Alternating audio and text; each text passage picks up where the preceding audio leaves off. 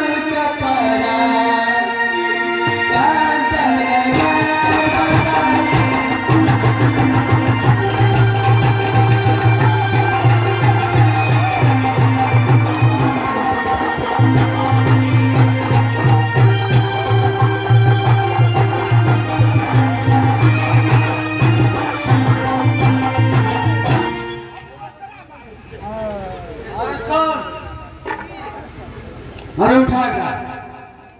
उठा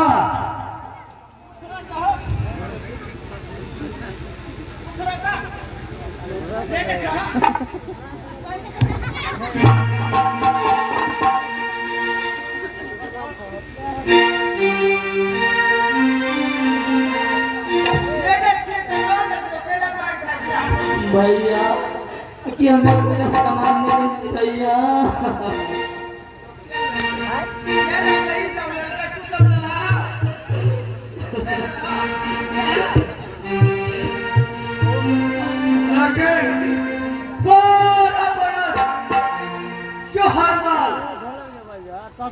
पहरा कला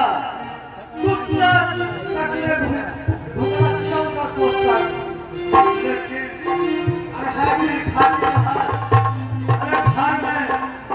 चोरी भागल बता अरे उनका बार अरे माता दुर्गा